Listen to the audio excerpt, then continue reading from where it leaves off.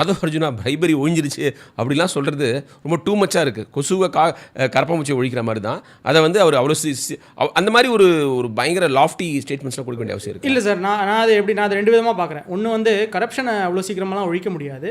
இவரை நல்லா ஸ்டார்ட் பண்ணியிருக்காங்க. டிவிகே கவர்மெண்ட்டில் ஆதவ அர்ஜுனாவுடைய ஸ்டேட்மெண்ட்ஸு, திரு விஜய் அவர்களுடைய ஸ்டேட்மெண்ட்ஸ்லாம் நல்ல ஸ்டார்ட்டாக இருக்குது. ஆனால் நான் இதை எப்படி பார்க்குறேன்னா, ஏடிஎம்கே டிஎம்கே ஆட்சியில் ஒரு கான்ட்ராக்டருடைய காட்டலைசேஷன் இருக்குல்ல, அது வந்து என்ட்ரென்ச்டாக இருக்குது. ஸோ இவங்க டிவிக்கே ஒரு லாங் இன்னிங்ஸ் ஆட போகிறாங்கங்கிற மாதிரி பார்க்குறதுல அவங்க ஊழலை ஒழிக்கணும்னு நினைக்கிறாங்கன்னா okay, very good, well and good. ஆனால் நம்ம ரொம்ப ப்ராக்டிக்கலாக யோசிச்சோன்னா ப்ராபப்ளி அவங்க வந்து அவங்களோட செட் ஆஃப் கான்ட்ராக்டர்ஸை க்ரியேட் பண்ண ட்ரை பண்ண ஒரு புது கூட்டணி அவங்க ட்ரை பண்ணுவாங்களா? அதை செய்யறதுக்கு அவங்க எக்ஸிஸ்டிங் கார்ட்டல்ஸை பிரேக் பண்ண வேண்டிய அவசியம் இருக்குது. அதை வந்து கமிஷன் கொடுக்க வேணாம் அப்படிங்கிற மாதிரி சொல்லி தான் அவரால் பிரேக் பண்ண. பட் வந்து நம்மளுக்கு டைம் தேவை இல்லையா?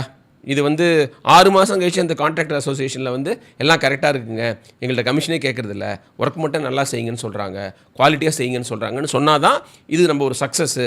ஆதவ அர்ஜுனா சொன்ன அந்த பெருமிதத்தில் ஏதாவது ஒரு அர்த்தம் இருக்குன்னு அர்த்தம், பேசின பெருமிதத்தில் அர்த்தம் இருக்குன்னு அர்த்தம் இல்லையா சார்? அவர் இந்த ஆட்சி வந்து ஊழலை ஒழிச்சாங்கன்னா வெரி வெல் அண்ட் குட், நம்ம செலிப்ரேட் பண்ணுற ஆட்களாக நம்ம தான் இருப்போம்.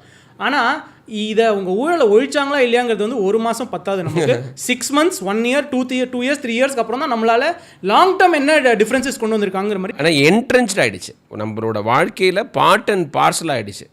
சுஜாதா ஒரு பட வசனத்தில் சொன்ன மாதிரி தான், நீங்கள் வந்து லஞ்சம் வந்து வாங்காமல் கூட இருந்துடலாம், கொடுக்காமல் இருந்துட முடியாது இந்த ஊரில்.